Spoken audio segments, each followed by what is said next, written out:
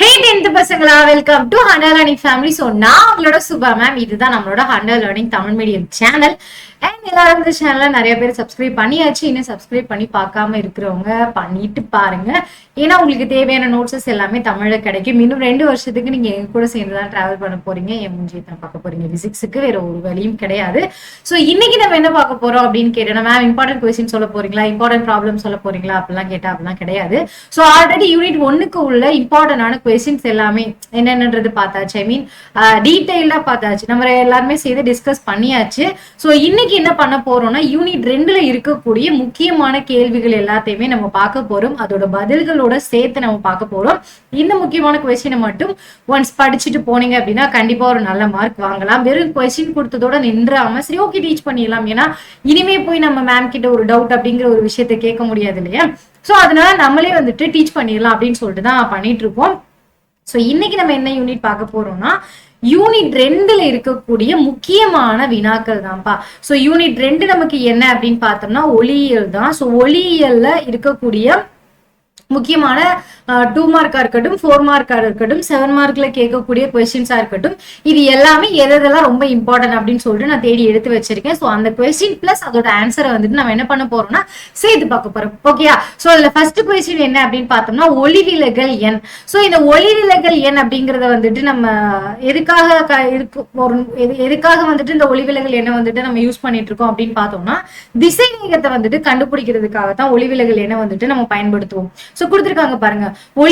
ஒளிவிலகல் எண்ணானது ஒரு ஊடகத்தில் ஒளிக்கதிரின் திசைவேகம் எவ்வாறு இருக்கும் என்பதை தெரிவிக்கிறது. சோ ஒரு ஊடகத்துல வந்துட்டு ஒளியோட திசைவேகம் எப்படி இருக்கும் அப்படிங்கறத நம்ம சொல்லணும் அப்படின்னா கண்டிப்பா அதுக்கு நமக்கு ஒளிவிலகல் எண் வந்துட்டு தேவை. சோ ஒளிவிலகல் என்ன அப்படிங்கிறது என்ன அப்படின்னு பார்த்தோம்னா, பொதுவாகவே காத்துல வந்துட்டு ஒளியானது வந்து எப்படி பரவும் அப்படின்னு பார்த்தோம்னா ஈக்குவலா காத்துல வந்துட்டு ஒளியானது எப்படி போகும் அப்படின்னு பார்த்தோம்னா நார்மலான ஒளியோட திசை வேகத்திலேயே போகும். ரொம்ப ஃபாஸ்டா போகும். அதுக்கு எந்த ஒரு தடையும் இருக்காது. அதனால அந்த இடத்துல எனக்கு ஒளியோட அடர்த்தி வந்துட்டு எப்படி இருக்கும் அப்படின்னு பார்த்தோம்னா அதிகமா இருக்கும். ஒளி வந்துட்டு எந்த ஒரு தடையுமே இல்லாம டிராவல் ஆகும்.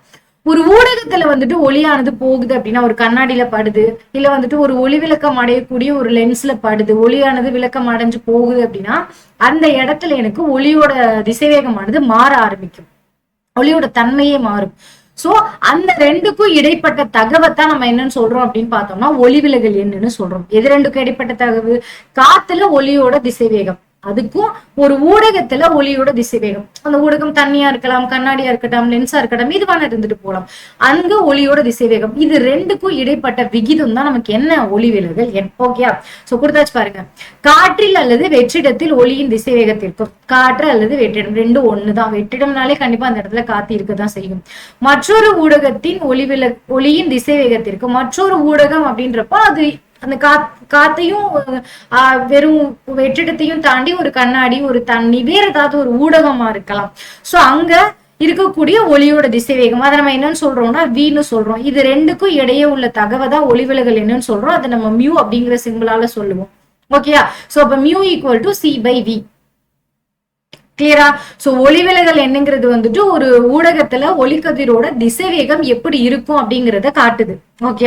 இந்த ஊடகத்துல ஒளி வந்துட்டு இந்த திசைவேகத்துல போகும், இந்த இடத்துல இது வேகமா போகுமா போகாதா அப்படிங்கறது எனக்கு ஒளிவிலகல் எண்ணு தான் முடிவு பண்ணுது. அப்ப ஒளிவிலகல் என்ன அப்படிங்கிறது என்னன்னா, ஒரு வெற்றிடம் அல்லது காத்துல ஒளியோட திசைவேகம், ஒரு வெற்றிடத்திலயோ அல்லது காத்துலயோ ஒளி எந்த ஸ்பீட்ல போகுது அதுக்கும், அதே மாதிரி ஒரு ஊடகத்துல ஒளியோட திசைவேகம் அதுக்கும் 2க்கும் இடையில இருக்கக்கூடிய அந்த சின்ன விகிதம் தான் நமக்கு என்னன்னு சொல்றாங்கன்னா ஒளிவிலகல் என்னன்னு சொல்றாங்க. கிளியரா.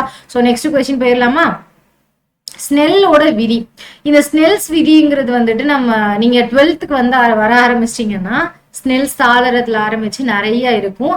இந்த டேர்மை பயன்படுத்தி தான் நம்ம 12th இருக்கக்கூடிய அந்த ஒரு சப்ஜெக்ட்ல, பர்டிகுலரா அந்த சப்ஜெக்ட்ல நிறைய கொஸ்டின்ஸை வந்துட்டு நம்ம சால்வ் பண்ணுவோம். ஓகே. சோ ஸ்னெல்லோட விதி என்ன சொல்லுதுங்கிறத நம்ம ஃபர்ஸ்ட் பார்த்துடலாம். ஒளிக்கதிர் ஒரு ஊடகத்திலிருந்து மற்றொரு ஊடகத்திற்கு செல்லும் போது படுகோணத்தின் சைன் மதிப்பிற்கும் விலகு கோணத்தின் சைன் மதிப்பிற்கும் இடையே உள்ள தகவு. இப்போ எனக்கு வந்துட்டு இது ஒரு ஊடகம்னு வச்சுக்கோங்க. இது வந்துட்டு வெற்றிடம், நமக்கு தெரியும் வெற்றிடம். இது வந்துட்டு தண்ணின்னு ஞாபகம் வச்சுக்கோங்க. ஓகே. சோ இது வந்து இந்த தண்ணியோட மேற்பரப்பு, இது வெற்றிடம். இந்த ஒளியானது இந்த திசையில பட்டு எனக்கு என்ன பண்ணும் அப்படின்னு பார்த்தோம்னா ஒரு சில டைம் எதிரொலிக்கும். இன்னொரு சில டைம் எனக்கு தண்ணிக்குள்ள ஊடுருவி வரும். ஏன்னா நம்ம தண்ணிக்குள்ள முங்கி நீங்க கம்மாயில குளிச்சீங்களோ, கடல்ல குளிச்சாலும் சரி, ஆத்துல குளிச்சாலும் சரி, தண்ணிக்குள்ள முங்கிட்டு நீங்க பாத்தீங்கன்னா சன்னோட லைட் நமக்கு தெரியும். அதுக்குன்னு போய் யாரும் ட்ரை எல்லாம் பண்ணிடக்கூடாது. சோ தெரியும். ஓகே, அது நார்மலா வந்துட்டு ஒரு டப்புக்குள்ள தண்ணியை வச்சுட்டு நீங்க சும்மா ஃபேஸை முங்கி பார்த்தாலே உங்களுக்கு தெரிய ஆரம்பிச்சிடும். ஸோ ஒளியானது ஒரு சில டைம் வந்துட்டு எனக்கு எதிரொலிச்சு போகும், கண்டிப்பா எதிரொலிச்சு போகும். தண்ணியில பட்டுச்சுன்னா ஒரு சில ஒளி வந்துட்டு என்ன பண்ணும் அப்படின்னு பார்த்தோம்னா ஊடுருவி உள்ள வரும். இங்க என்ன சொல்லியிருக்காங்கன்னா, ஒரு ஊடகத்திலிருந்து மற்றொரு ஊடகத்திற்கு ஒளி செல்லும் போது இதுதான் அந்த ஒளி. இது வந்துட்டு என்ன பண்ணுது அப்படின்னு பார்த்தோம்னா,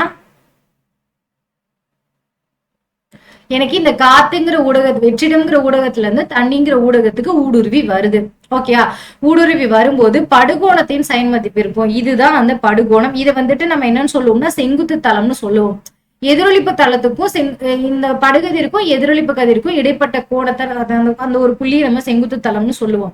சோ இங்க இருக்கக்கூடிய இந்த படுகதிரோட சைன் மதிப்பிற்கும் இப்படி விளக்கம் அடைஞ்சு போகிற இந்த விலகு கதிரோட சைன் மதிப்பிற்கும் இடையில உள்ள அந்த விகிதத்தை தான் நம்ம என்னன்னு சொல்றோம் அப்படின்னா ஸ்னெல்லோட விதி அப்படின்னு சொல்றோம். அதாவது இடையே உள்ள தகவானது அவ்விரு ஊடகங்களின் ஒளிவிலகல் எண்களின் தகவிற்கு சமம். சோ அந்த ரெண்டு ஊடகங்களோட ஒளிவிலகல் எண் இருக்கு, இது என்னவா இருக்கும் அப்படின்னு பார்த்தோம்னா சமமா இருக்கும் அப்படிங்கிறாங்க. படுகதிர்னா இது படுகதிர், இதுதான் ஆர், இது வந்துட்டு விலகு கதிர். ஓகேயா, அப்ப கோணம்னு பார்க்கும்போது இது சைன் ஐயா இருக்கும், இது சைன் என்னவா இருக்கும் ஆரா இருக்கும். அப்ப இந்த சைன் ஐக்கும் இந்த சைன் ஆருக்கும் இடைப்பட்ட அந்த விகிதமானது எப்படி இருக்குமா, இந்த மியூ2 இது மியூ1, இது ரெண்டோட தகவுகளுக்கு சமமா இருக்கும். ஒளிவிலகல் எண்களோட தகவுகளுக்கு எப்படி இருக்கும் சமமா இருக்கும். இதைத்தான் ஸ்னெல்லோட விதி சொல்லுது. சோ ஒரு ஒளிக்கதிரானது ஒரு வெற்றிடம்ங்கிற ஒரு ஊடகத்துல இருந்து எனக்கு தண்ணிங்கிற ஒரு ஊடகத்துக்கு என்ன பண்ணுது அப்படின்னு பார்த்தோம்னா ஊடுருவி வருது. அப்படி வரும்போது வெற்றிடத்துல பட்ட அந்த படுகதிரோட சைன் மதிப்பிற்கும் தண்ணிக்குள்ள ஊடுருவி வந்து விலகி போன அந்த சைன் மதிப்பிற்கும் இடையில உள்ள விகிதம் வந்துட்டு எப்படி இருக்குமா, அந்த ரெண்டு ஊடகங்களோட ஒளிவிலகல் எண்களோட விகிதத்துக்கு சமமா இருக்கும். இதைத்தான் வந்துட்டு நம்ம என்னன்னு சொல்றோம் ஸ்னெல்லோட விதின்னு சொல்றோம். So sin i by sin r equal to mu2 by mu1. மியூங்கிறத பொதுவா நம்ம ஒளிவிலகல் என்னன்னு இப்பதான் படிச்சோம். ரெண்டு ஊடகம் இருக்கிறதுனால நம்ம mu1 mu2ன்னு என்ன பண்ணோம் எடுத்துக்கிட்டோம். கிளியரா? சோ ஓகே, நெக்ஸ்ட் क्वेश्चन போயிடலாமா? நெக்ஸ்ட், பொருளை வந்துட்டு எஃப்க்கும் சிக்கும் இடையில வைக்கும் போது நமக்கு வந்துட்டு பிம்பம் வந்துட்டு எங்க தெரியுது அப்படின்ற மாதிரி ஒரு சின்ன கொஸ்டின் கேட்பாங்க. எஃப்ங்கிறத நம்ம என்னன்னு சொல்றோம் முதன்மை குவியம்னு சொல்லுவோம். சிங்கிறது என்னன்னு சொல்றோம் முதன்மை வளைவு பகுதின்னு சொல்லுவோம். கரெக்டா? சோ அப்ப எஃப்ங்கிறது முதன்மை குவியம், சிங்கிறது முதன்மை வளைவு பகுதி. அப்போ ஒரு குவியத்துக்கும் வளைவு பகுதிக்கும் இடையில வந்துட்டு நான் பொருளை வச்சுட்டேன்னா அது இருக்கா, இங்க வந்துட்டு 2F1 எடுத்திருக்காங்க. அதாவது இதோட கதிர் படம் தான் கேட்பாங்க, கதிர் வரைபடம்னு கேட்கலாம். கதிர் வரைபடத்தை வரைஞ்சு காட்டுங்கன்னு கேட்கலாம். சோ இந்த 2F1ங்கிறது தான் இந்த இடத்துல சி, இந்த எஃப்ங்கிறது தான் என்ன அப்படின்னு பார்த்தோம்னா முதன்மை குவியம். அப்போ நான் சிக்கும் எஃப்க்கும் இடையில தான் ஏபிங்கிற பொருளை வச்சிருக்கேன்.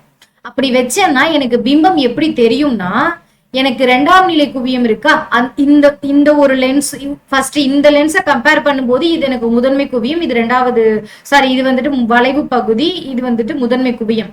இந்த லென்ஸுக்கு வரும்போது எனக்கு 2F2ங்கிறது இரண்டாவது வளைவு பகுதி, F2ங்கிறது இரண்டாம் நிலை குவியம். அப்போ எனக்கு ஒரு பக்க லென்ஸ்ல வைக்கக்கூடிய ஒரு பக்க லென்ஸ்ல நான் என்ன பண்றேன்னா சிக்கும் எஃப்க்கும் இடையில நான் பொருளை வைக்கிறேன். அது இன்னொரு பக்க லென்ஸ்ல தான் தெரியும். அப்படி தெரியும் போது எனக்கு முதன்மை வளைவு பகுதி இருக்கு இல்லையா, வளைவு பகுதிக்கு அப்பால தான் தெரியுது. சோ இந்த வளைவு பகுதியை தாண்டி எனக்கு இமேஜ் ஆனது கிடைக்குது. அதுவும் எப்படி கிடைக்குது, தலைகீழா கிடைக்குது. இந்த பிக்சரை நீங்க வரைஞ்சுதான் ஆகணும். சோ பொருளை நம்ம குவிலென்ஸின் வளைவு மையத்திற்கும், இதுதான் அந்த வளைவு மையம். கிளியரா? முக்கிய குவியத்திற்கும், இதுதான் அந்த குவியம். இந்த ரெண்டுக்கும் இடையில பொருளை நம்ம வச்சுட்டோம்னா எனக்கு எப்படி கிடைக்கும், பெரிய அளவிலான தலைகீழான மெய்பிம்பம் லென்ஸின் மறுபுறத்தின் வளைவு மையத்திற்கு அப்பால். சோ இதை விட பெரிய அளவிலான ஒரு பிம்பமானது எனக்கு இந்த வளைவு மையத்திற்கு அப்பால தோன்றும். எப்போ நான் எஃப்க்கும் சிக்கும் இடையில பொருளை வச்சேன்னா, அதாவது முதன்மை குவியத்துக்கும் வளைவு பகுதிக்கும் இடையில நான் பொருளை வச்சுட்டேன்னா அந்த பொருளோட பிம்பமானது லென்ஸோட மறுபக்கத்துல கொஞ்சம் பெருசா வளைவு பகுதிக்கு அப்பால கிடைக்கும். எப்படி கிடைக்கும், தலைகீழான பிம்பமா கிடைக்கும். கிளியரா? ஓகே. சோ நெக்ஸ்ட் क्वेश्चन, குவி லென்ஸுக்கும் குழி லென்ஸுக்கும் இடையில உள்ள வேறுபாடு. சோ குவிலென்ஸ் அப்படின்னு எடுத்துக்கிட்டோம்னா மையத்துல தடித்தும் ஓரத்துல மெலிந்தும் காணப்படும். ஓகேயா? அதுவே குழிலென்ஸ் எடுத்துட்டோம்னா மையத்துல மெலிந்தும் ஓரத்துல தடித்தும். குவிலென்ஸ் வந்துட்டு இப்படி இருக்கும்பா. அதுவே நீங்க குழிலென்ஸ் எடுத்துக்கிட்டீங்கன்னா உங்களுக்கு லென்ஸ் வந்துட்டு இந்த மாதிரி இருக்கும். ஓகேயா? சோ மையத்துல வந்துட்டு இந்த இருக்கா தடிச்சிருக்கா, ஓரத்துல எப்படி இருக்கு மெலிஞ்சு போய் இருக்கும். இதைத்தான் நம்ம என்னன்னு சொல்றோம்னா குவி லென்ஸ்ன்னு சொல்றோம். அதுவே குழி லென்ஸ் எனக்கு மையத்துல வந்துட்டு மெலிஞ்சிருக்கும், ஓரத்துல எப்படி இருக்கும் தடிச்சிருக்கும். அதுதான் வந்துட்டு குழி லென்ஸ். இது குவிக்கும் லென்ஸ். இது என்ன பண்ணணும், எனக்கு நிறைய ஒளிக்கதிர்கள் வந்துட்டு இந்த மாதிரி வருதுன்னா அது எல்லாத்தையுமே இந்த மாதிரி குவிச்சு ஒரு புள்ளியில காட்டும். இதுதான் வந்துட்டு குவி லென்ஸோட வேலை. இது என்ன பண்ணும்னா எனக்கு இந்த மாதிரி ஒரு புள்ளியில வரக்கூடிய அந்த அந்த ஒளியை வந்துட்டு இந்த மாதிரி எனக்கு விரிச்சு காட்டும். சோ அதுதான் வந்துட்டு குழி லென்ஸோட வேலை.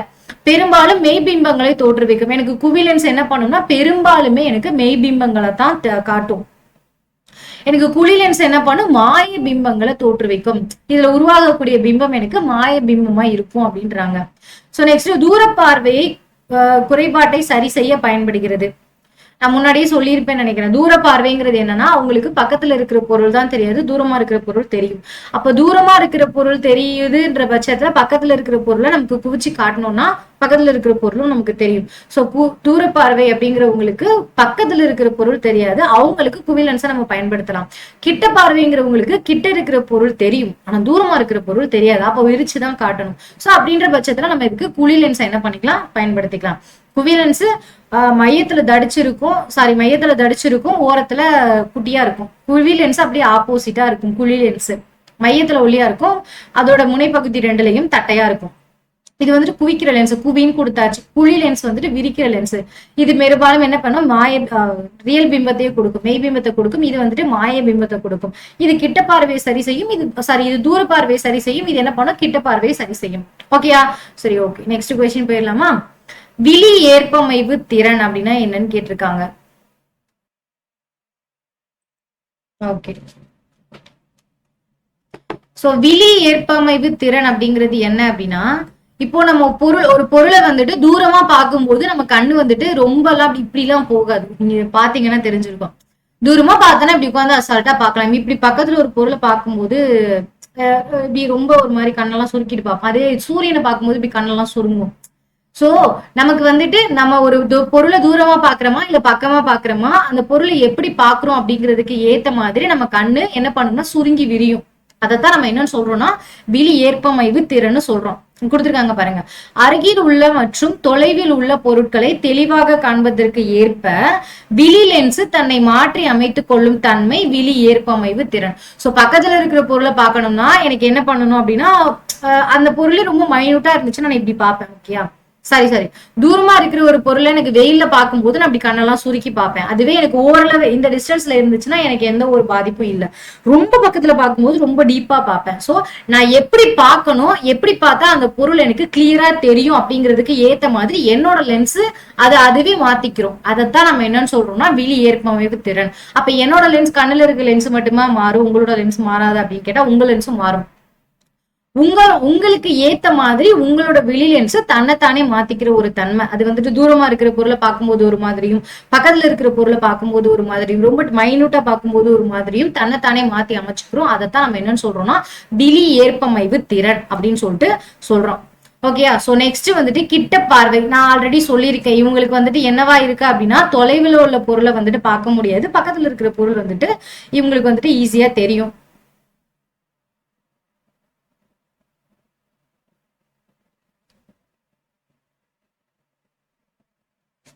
ஓகேயா?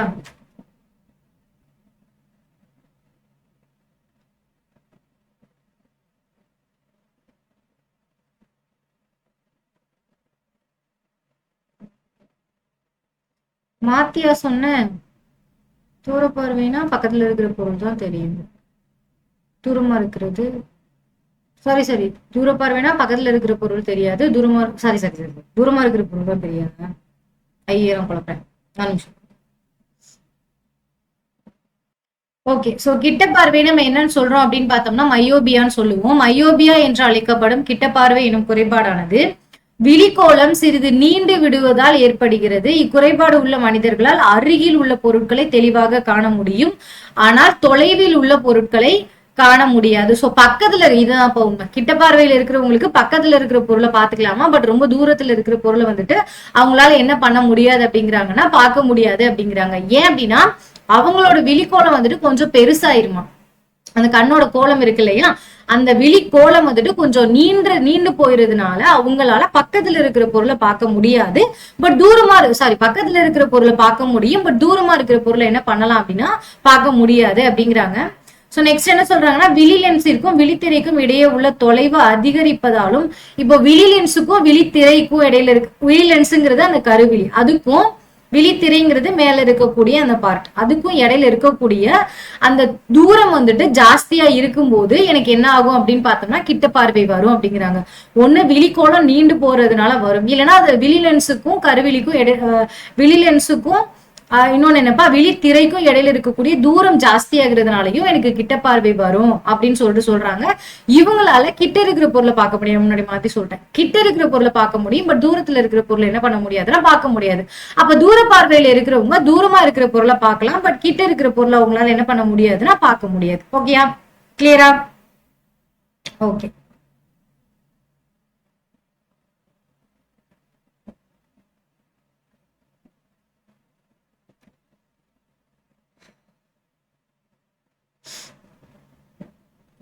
நெக்ஸ்ட் வந்துட்டு ஒளியின் பண்புகள். இதுல வந்துட்டு உங்களுக்கு ஏதேனும் ஒரு 5 பண்பு தான் கேட்பாங்க. நீங்க எல்லாத்தையும் உட்காந்து எழுதணும்னு அவசியம் கிடையாது. ஏதோ ஒன்று 5 கேட்கலாம், இல்ல 7 கேட்கலாம். எத்தனை கேட்கிறாங்களோ அத்தனை எழுதுனா போதும். சோ ஒளி என்பது ஒரு வகையான ஆற்றல், நமக்கு தெரியும். சூரியன்ல இருந்து தான் நமக்கு ஒளியானது கிடைக்குது. அது வந்து ஒரு வகையான என்னது, ஒரு ஆற்றல் தான். ஒளி எப்போதும் நேர்கோட்டில தான் செல்லுது. கரெக்ட். ஒளி வந்து இப்ப நீங்க டார்ச் அடிச்சு பார்த்தாலுமே இது இப்படி வளைஞ்சு போகாது, ஒரே ஸ்ட்ரைட் லைன்ல தான் போகும். சோ ஒளியானது எப்படி போகும், ஒரு நேர்கோட்டில தான் போகும். ஒளி பரவுவதற்கு எந்த ஒரு ஊடகமும் தேவையில்லை, வெற்றிடத்தின் வழியாக கூட பரவும். ஒளி பரவுறதுக்கு வந்துட்டு எனக்கு எந்த ஒரு ஊடகமும் தேவையில்லைன்றாங்க. சூரிய ஒளியானது மேல இருந்து கீழே வருது. ஆக்சுவலா இடையில காத்தெல்லாம் இருக்கு, பட் எனக்கு மேல இருந்து கீழே வர்றதுக்கு ஏதாவது ஒரு ஊடகம் தேவைப்படுதா? எனக்கு வந்துட்டு சூரிய ஒளியை நான் இங்க இருந்து வாங்கி கொண்டாந்து இங்க கொடுக்கணும் அப்படிங்கிற மாதிரி நான் ஏதாவது யூஸ் பண்றேன்னா? இல்ல, அது பாட்டுக்கு வந்து பூமியை வந்து சேருது. அப்போ ஒளி பரவுறதுக்கு எனக்கு எந்த ஒரு ஊடகமுமே என்ன பண்ணல, தேவைப்படல அப்படிங்கிறாங்க. நெக்ஸ்ட், காற்றில் அல்லது வெற்றிடத்தில் ஒளியோட திசைவேகம் வந்துட்டு 3 × 10⁸ மீட்டர் -1 இருக்கும். அதாவது 3 லட்சம் மீட்டரா இருக்கும். ஒரு வினாடிக்கு 3 லட்சம் மீட்டர் அளவுக்கு மீட்டர் அளவுக்கு என்ன பண்ணும் அப்படின்னு பார்த்தோம்னா ஒளியானது போகும். சோ காற்று அல்லது வெற்றிடத்துல ஒளியோட திசைவேகம் கேட்டோம்னா 3 × 10⁸ மீட்டர் வினாடி -1. ஓகேயா? சோ நெக்ஸ்ட் என்ன சொல்றாங்கன்னா, ஒளி அலைவடிவில் செல்வதால் அதன் அலைநீளம் லாம்டா மற்றும் அதிர்வெண் v ஆகிய பண்புகளை பெற்றிருக்கும். ஒளிக்கு வந்துட்டு அலைப்பண்பும் இருக்கும், துகள் பண்பும் இருக்கும்பா. அப்ப துகள் பண்புனா என்னன்னு கேட்டீங்கன்னா, நம்மளோட ஐன்ஸ்டீன் தான் என்ன சொல்லியிருப்பாருன்னா, ஒளியை வந்துட்டு போட்டான் மாதிரி இருக்கும், அது வந்துட்டு ஒரு ஆற்றல் சிப்பம் அப்படின்லாம் சொல்லியிருப்பாரு. ரொம்ப டீட்டெயில்டா போவேனா, துகள் பண்புங்கிறது ஒரு பார்ட்டிகல் மாதிரியும் எனக்கு ஒளியானது இருக்கும். துகளாவும் ஒளியானது எனக்கு பூமியை வந்து சேரும். ஒளிக்கு அலைப்பண்பும் இருக்கும், துகள் பண்பும் இருக்குது. நீங்க 12th படிப்பீங்க. சோ ஒளியானது அலை வடிவுல போகுது அப்படின்னா இந்த மாதிரி. சோ இந்த மாதிரி எனக்கு ஒளி அலை வடிவுல போறதுனால கண்டிப்பா அதுக்கு அலைநீளமும் அதிர்வெண்ணும் இருக்கும் அப்படின்னு சொல்றாங்க. சோ C = V லாம்டா என்ற சமன்பாட்டின் மூலம் இதை வந்துட்டு நம்ம ஒளியானது வந்துட்டு C = V லாம்டா அப்படிங்கிற ஒரு சமன்பாட்டுல இருந்து நம்ம எடுத்துக்கலாம். ஒளிக்கு அலைப்பண்பு இருக்கு, சோ அதனால இதுக்கு அதிர்வெண்ணும் அலைநீளமும் இருக்கும். இதை நம்ம C = V லாம்டாங்கிற சமன்பாட்டுல இருந்து எடுத்துக்கலாம். சோ ஒளியின் வெவ்வேறு நிறங்கள் வெவ்வேறு அலைநீளங்களையும் அதிர்வெண்களையும் பெற்றிருக்கும். தெரிஞ்ச ஒரு விஷயம், சூரிய ஒளி ஆக்சுவலா ஒயிட் கலர் தான். ஆனா அது நமக்கு தெரியும் போது பல கலர்ல தெரியறதுக்கு காரணம் நிறப்பிரிகை. அப்ப எந்த இடத்துல எனக்கு நிறப்பிரிகை நடக்குதுன்னு கேட்டோம்னா, நம்மளோட அயனி மண்டலத்துல இருக்கக்கூடிய தூசு மாசு மேலெல்லாம் ஒளியானது பட்டு சிதறல் அடையும். இது ஒரு பெரிய ப்ராசஸ். ஷார்ட்டா சொல்லணும்னா, அது வந்துட்டு சிதறல் அடையும் போது எனக்கு வெள்ளை கலர் ஒளியானது எனக்கு 7 கலர்ல தெரியும். அதுதான் நம்மளோட ரெயின்போ. அந்த 7 கலருக்குமே ஒரு வகையான அலைநீளமும் இருக்கு, அதிர்வெண்ணும் இருக்கு. அதை பொறுத்துதான் நமக்கு அந்த எந்த ஒளி நமக்கு கண்ணுக்கு தெரியுது அப்படிங்கிறது. அப்போ சூரிய ஒளிங்கிறது என்னது, வெள்ளை கலர். அது நிறப்பிரிகை அரைஞ்சு 7 கலரை காட்டும் போது எனக்கு என்னென்ன கலர் இருக்கோ, எந்த கலருக்கு அதிகமான அதிர்வெண் அல்லது அலைநீளங்கள் வந்துட்டு கம்மியா இருக்கோ அது வந்துட்டு எனக்கு எப்படின்னா என்னோட கண்ணுக்கு விசிபிளா தெரியும். ஓகேயா? சோ அதைத்தான் சொல்லியிருக்காங்க. ஒளியின் வெவ்வேறு நிறங்கள் வெவ்வேறு அலைநீளங்களையும் அதிர்வெண்களையும் பெற்றிருக்கும். வெள்ளை கலர் எனக்கு வந்துட்டு 7 கலரா மாறும்போது அந்த 7 கலருக்கு தனித்தனியான அதிர்வெண்ணும் அலைநீளமும் இருக்கு அப்படிங்கிறாங்க. சோ கண்ணுறு ஒளி ஊதா நிறம் குறைந்த அலைநீளத்தையும் சிவப்பு நிறம் அதிக அலைநீளத்தையும் இப்ப நம்ம கொண்டு இருக்கு அப்படின்னு இருக்காங்க. அதாவது இப்ப டே டைம்ல வந்துட்டு நம்ம வானத்தை பார்க்கும்போது எனக்கு ஊதா கலர்ல தெரியும். அதுக்கு காரணம் எனக்கு சூரிய ஒளியில வந்துட்டு எந்த கலருக்கு குறைஞ்ச அலைநீளம் இருக்கோ அதுதான் வந்துட்டு அதிக தூரத்துக்கு சிதறல் அடையும். அதனாலதான் எனக்கு சூரியனானது டே டைம்ல ஊதா கலர்ல தெரியுது. நைட் டைம்ல எனக்கு அது சிவப்பு கலர்ல தெரியும். சாரி, அதாவது ஈவினிங் டைம் அந்த பொழுது சாயிற நேரத்துல எனக்கு சிவப்பு கலர்ல தெரியும். காரணம்னா சூரியன் வந்துட்டு அப்போ அந்த நம்மளோட அந்த கோளக வடிவ பூமியில வந்துட்டு வேறு ஒரு துருவ பகுதிக்கு போகும். அப்போ எனக்கு ஊதா நிறம் தான் அதிகமா சிதறல் அடையும். அதனால அதிகமா சிதறல் அடைஞ்ச எனக்கு சிவப்பு நிறத்தை காட்டிலும் ஊதா நிறமானது எனக்கு டாமினேட் ஆகும் போது எனக்கு ஊதா நிறம் கண்ணுக்கு வந்துட்டு தெரியும். இதெல்லாம் சும்மா நீங்க தெரிஞ்சுக்கிறதுக்கான ஒரு விஷயம் தான். ஒளியானது இருவேறு ஊடகங்களில் இரட்டை முகப்பை அடையும் போது அது பகுதியளவு எதிரொலிக்கும், பகுதியளவு விலகல் அடையும். ஒளி விளக்கத்தை தான் இப்படி சொல்லியிருக்காங்க. இப்போ இது எனக்கு நான் காத்துன்னு சொன்னியாச்சு, இதை தண்ணின்னு சொன்னியாச்சுன்னா எனக்கு இந்த காத்து வழியா எனக்கு தண்ணியில ஒளி படும்போது பாதி எதிரொலிக்கும், பாதி என்ன பண்ணும் அப்படின்னு பார்த்தோம்னா உள்ள வரும் தண்ணிக்குள்ள. அந்த சூரிய ஒளி தண்ணிக்குள்ள வர்ற அந்த அது புரிஞ்சிச்சுன்னா உங்களுக்கு இந்த பாயிண்ட்டும் புரியும். சோ அவ்வளவுதான். சோ ஒளி வந்துட்டு ரெண்டு வேறு ஊடகம்னா காத்து ஒரு ஊடகம் தான், தண்ணி ஒரு ஊடகம். காத்துங்கிறது எம்டி ஸ்பேஸ், தண்ணிங்கிறது ஒரு அடர்த்தி இருக்கக்கூடிய ஒரு ஊடகம். அப்ப அடர்வு மிகுந்த ஊடகம், அடர்வு குறைஞ்ச ஊடகம். இப்படி வரும்போது எனக்கு பகுதியளவு எதிரொலிக்கும், பகுதியளவு என்ன பண்ணும் அப்படின்னு பார்த்தோம்னா ஊடுருவி உள்ள வரும் அப்படின்னு சொல்லிட்டு சொல்றாங்க. வேற ஒண்ணுமே இல்லை. சோ இதுல இருந்து நீங்க எல்லா பாயிண்ட்ஸும் எழுத தேவையில்லைப்பா. 5 பாயிண்ட் கேட்டாங்கன்னா இந்த ஃபர்ஸ்ட் ஒரு 2 பாயிண்டா இருக்கு, ஃபர்ஸ்ட் 3 பாயிண்ட் 4 பாயிண்ட்டுமே ஈஸியா தான் இருக்கு. ஸோ இது நாளையும் எழுதிட்டு உங்களுக்கு அடுத்து எந்த பாயிண்ட் ரொம்ப பிடிச்சிருக்கோ அது நீங்க என்ன பண்ணலாம் எழுதிக்கலாம். ஸோ 5 பாயிண்ட் தான் மோஸ்ட்லி கேட்பாங்க. 4 மார்க் 7 மார்க் கேட்கலாம், 4 மார்க்ல கேட்டா 5 பாயிண்ட் தான் கேட்பாங்க. ஸோ நெக்ஸ்ட் என்ன கொஸ்டின் அப்படின்னா, குவி லென்ஸ் மற்றும் குழி லென்ஸில் நடைபெறும் ஒளிவிலகல் பிம்பங்கள். ஆனா இதுல வந்துட்டு நமக்கு குவி லென்ஸ் தான்ப்பா கேட்டிருக்காங்க. குழி லென்ஸை வந்துட்டு நமக்கு கேட்கல. ஸோ நான் பொதுவா டாபிக் எடுத்து எழுதிட்டேன். பட் குவி லென்ஸ் தான் ரொம்ப இம்பார்ட்டன்டான கொஸ்டின். ஸோ அதனால நான் குவி லென்ஸை மட்டும் என்ன பண்ண போறேன் அப்படின்னு பார்த்தோம்னா சொல்ல போறேன். ஸோ பொருள் ஈரில்லாத தொலைவுல உள்ள போது நம்ம ஒரு குவி லென்ஸை தான் எடுத்திருப்போம். ஓகேயா? சோ இந்த குவி லென்ஸ்ல பொருளை வந்துட்டு நம்ம என்ன பண்ண, அதாவது இங்க என்ன கேட்டிருக்காங்கன்னா குவி லென்ஸை வச்சு நம்ம ஒரு இடத்துலயும் நம்ம பொருளை வைக்கும் போது எந்த மாதிரியான பிம்பங்கள் தோன்றும், அந்த பிம்பங்களுக்கான கதிர் வரைபடம் அப்படின்னு சொல்லிட்டு தான் நமக்கு கொஸ்டின் கேட்பாங்க. இந்த கொஸ்டின்ல நம்ம என்ன பண்ண போறோம் அப்படின்னு பார்த்தோம்னா பொருளை வந்துட்டு நம்ம அந்த குவி லென்ஸ்ல ஒரு இடத்துலயும் வச்சு எந்த இடத்துல எந்த மாதிரியான பிம்பங்கள் எல்லாம் வருது அப்படிங்கறத தான் நம்ம கண்டுபிடிக்க போறோம். சோ ஃபர்ஸ்ட் என்ன பண்ண போறோம்னா பொருளை ஈரில்லாத தொலைவுன்னு சொல்லியாச்சு. ஈரில்லாத தொலைவு அப்படின்னு பார்த்தோம்னா இப்போ நீங்க இந்த குவி லென்ஸ் ஆனது எனக்கு வானியல் தொலைநோக்கியில பயன்படுது. வானியல் தொலைநோக்கி என்ன பண்ணும், எங்கேயோ இருக்கிற நட்சத்திரத்தை எனக்கு கண்ணுல காட்டும். கரெக்டா? சோ எனக்கு எங்கேயோ இருக்கு பொருள், எங்க இருக்குன்னு எனக்கு தெரியாது. நான் அங்க ஒரு பொருளை வச்சுட்டு குவி லென்ஸை வச்சு நான் என்ன பண்றேன்னா அந்த பொருளை வந்துட்டு போக்கஸ் பண்றேன். அப்போ போக்கஸ் பண்ணும்போது எனக்கு அங்க இருக்கக்கூடிய எங்கேயோ இருக்கக்கூடிய அந்த பொருள் எனக்கு எங்க பிம்பமா கிடைக்கும் அப்படிங்கிறது தான் கேட்டிருக்காங்க. சோ பொருளை வந்துட்டு நம்ம ஈரில்லாத தொலைவில் வைக்கப்படும் போது முதன்மை குவியத்தில் மெய்பிம்பம் உருவாக்கப்படுகிறது. சோ எனக்கு எங்க உருவாகும் அப்படின்னு பார்த்தோம்னா பிம்பம் எல்லாமே வந்துட்டு எனக்கு முதன்மை குவியத்துல இந்த இடத்துல வந்துட்டு எனக்கு பொருளானது உருவாக்கப்படும். ஆனா ரொம்ப சின்னதா இருக்கும். பொருள் வந்துட்டு எப்படி இருக்குமா, ரொம்ப குட்டியா இருக்கும் அப்படின்னு சொல்றாங்க. ஓகேயா? சோ பொருளை ஈராத தொலைவுல வச்சுட்டோம்னா எனக்கு லென்ஸ்ல எங்க இமேஜ் உருவாகும் அப்படின்னு கேட்டாங்கன்னா முதன்மை குவியத்துல, குவி லென்ஸை பொறுத்த வரைக்கும் முதன்மை குவியத்துல தோன்றும். எங்க பொருளை வந்துட்டு நம்ம ஈரில்லாத தொலைவுல வைக்கும் போது. நெக்ஸ்ட் பொருளை வந்துட்டு நம்ம சீக்கு அப்பால வச்சுட்டோம் அப்படின்னா அப்போ எனக்கு பிம்பம் எங்க தோன்றும், பொருளானது வளைவு மையத்திற்கு அப்பால். இதான் வளைவு மையம். நான் வந்துட்டு ஆல்ரெடி சொல்லியிருக்கேன் 2F1ங்கிறத நீங்க சீனே எடுத்துக்கலாம். அப்போ இந்த 2F2ங்கிறத நீங்க என்ன பண்ணலாம், C' எடுத்துக்கோங்க உங்களோட கன்வீனியன்ட்டுக்காக. இது வந்துட்டு F1 F2 தான், எப்படி ஞாபகம் வச்சுக்கோங்க. என்ன பண்றோம்னா இந்த 2F1க்கு இந்த சைடு நம்ம பொருளை வைக்கிறோம். ஓகே, சோ வளைவு மையத்துக்கு அப்பால் மீன்ஸ் நான் இந்த 2F1க்கு இந்த பக்கமா ஏபிங்கிற பொருளை வச்சுட்டேன்னா எனக்கு இமேஜ் எங்க தெரியுதுன்னு கேக்குறாங்க. எனக்கு எங்க தெரியுது, எனக்கு இந்த குவியத்துக்கும் இந்த இருக்கா இரண்டாவது வளைவு மையம் இது ரெண்டுக்கும் இடையில கிடைக்குது. லென்ஸோட மறுபுறம் இங்க பாருங்க கொடுத்துருக்காங்க பாருங்க, சிறிய தலைகீழான மெய்பிம்பம். குவி லென்ஸ் எப்பவுமே மெய்பிம்பத்தை தான் கொடுக்கும்னு சொல்லிட்டாங்க. சோ சிறிய தலைகீழான மெய்பிம்பம் என்ன பண்ணுதுன்னா லென்ஸோட மறுபுறம் இந்த லென்ஸோட இந்த சைடுல முதன்மை குவியத்திற்கும், இதுதான் முதன்மை குவியம், இந்த முதன்மை குவியத்திற்கும் என்ன கொடுத்திருக்காங்க வளைவு மையத்திற்கும் இடையே, இந்த வளைவு மையத்திற்கும் இடையில மிக சிறிய அளவுல ஒரு தலைகீழான மெய்பிம்பமா கிடைக்குது. எப்போ?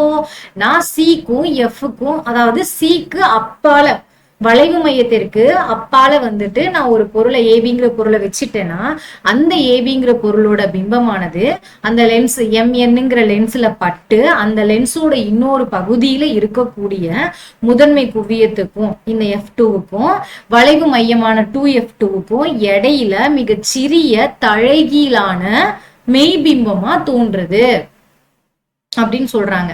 சோ நெக்ஸ்ட் பொருளை சீல வைக்கிறோம். கரெக்டா நான் என்ன பண்ண போறேன்னா பொருளை வந்துட்டு சீலே வைக்கிறேன். இந்த வளைவு மையத்துல என்ன பண்ண போறேன்னா பொருளை வந்துட்டு நான் வைக்கிறேன். சோ 2F1 தான் சி. சோ நான் வளைவு மையத்திலேயே பொருளை வச்சுட்டேன்னா அப்போ எனக்கு பிம்பம் எங்க தெரியும் அப்படின்னா மெய்பிம்பம். அதே அளவிலான தலைகீழான மெய்பிம்பம் லென்ஸின் மற்றொரு பக்கத்தில் வளைவு மையத்தில் கிடைக்குது. சோ நான் இங்கேயும் சீல தான் வச்சேன், வளைவு மையத்துல தான் என்ன பண்ணேன் அப்படின்னு பார்த்தோம்னா பொருளை வச்சேன். சோ நான் இங்க பொருளை வளைவு மையத்துல வச்ச இந்த பொருள் எனக்கு இந்த எம்என்ங்கிற லென்ஸ் வழியா ஊடுருவி எங்க கிடைக்குதுன்னா அதே வளைவு மையத்துல எந்த அளவான பொருளை வச்சனோ அதே அளவுல தலைகீழா மைபிம்பமா கிடைக்குது. கிளியரா? சீல வச்சா சீல தான் எனக்கு இமேஜ் கிடைக்கும். ஆனா எப்படி கிடைக்கும்? அதே அளவு இமேஜ் கிடைக்கும். ஆனா தலைகீழான ஒரு மெய்பிம்பம் கிடைக்கும். அதே இமேஜ் தான் தலைகீழ கிடைக்கும், அதே அளவுல தான் கிடைக்கும். எப்போ? நான் சீல வைக்கும் போது. ஓகே, எஃப்க்கும் சிக்கும் இடையில வந்துட்டு நான் பொருளை வச்சுட்டேன். அப்போ எனக்கு இமேஜ் எங்க தெரியும்? இதுதான் எஃப், இதுதான் சி. இது ஒரு 2 மார்க்கா கூட படிச்சோம். இது ரெண்டுக்கும் இடையில நான் பொருளை வச்சுட்டேன்னா எனக்கு இமேஜ் எங்க கிடைக்கும்? லென்ஸோட இன்னொரு பக்கத்துல எனக்கு வளைவு மையத்துக்கு அந்த பக்கமா ரொம்ப பெரிய இமேஜா, ரொம்ப பெரிய பிம்பமா தெரியும், ரொம்ப பெரிய ஒரு தலைகீழான பிம்பமா தெரியும், மெய்பிம்பமா தான் தெரியும். சோ நான் என்ன பண்ண போறேன்னா வளைவு மையத்திற்கும் முதன்மை குவியத்துக்கும், சோ சிக்கும் எஃப்க்கும் இடையில என்ன பண்ண போறேன்னா பொருளை வந்து வச்சிட்டேன். சோ குவிலென்ஸின் வளைவு மையம், இதுதான் குவிலென்ஸோட வளைவு மையம். முக்கிய குவியம், இதுதான் அந்த முக்கிய குவியம். ரெண்டுக்கும் இடையில வைக்கும் போது அளவில் பெரிய தலைகீழான மெய்பிம்பம், அளவுல பெரிய, இந்த அளவு இருந்த பெரிய பிம்பம் எனக்கு இந்த அளவுக்கான மெய்பிம்பமா மாறி லென்ஸின் மறுபுறத்தில் வளைவு மையத்திற்கு அப்பால, இந்த வளைவு மையத்திற்கு அப்பால கிடைக்குது. எப்போ? நான் பொருளை வந்துட்டு சிக்கும் எஃப்க்கும் இடையில வைக்கும் போது லென்ஸோட இன்னொரு பக்கத்துல மிகப்பெரிய தலைகீழான மெய்பிம்பம் எனக்கு வளைவு மையத்திற்கு அப்பால கிடைக்குது அப்படின்றாங்க.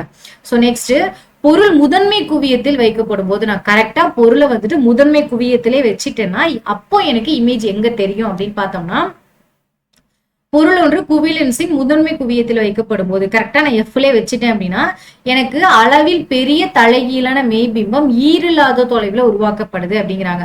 சோ நான் முதன்மை குவியத்திலே வச்சுட்டேன், எஃப்லே வச்சுட்டேன்னா எனக்கு அளவுல பெரிய ஒரு மெய்பிம்பம் ஈரில்லாத தொலைவுல வந்துட்டு உருவாகிரும் அப்படின்னு சொல்லிட்டு சொல்லியிருக்காங்க. சோ அவ்வளவுதான்ப்பா. நெக்ஸ்ட் ஒண்ணு இருக்கு. சோ பொருள் முதன்மை குவியம் எஃப் மற்றும் ஒளியியல் மையம் ஓ.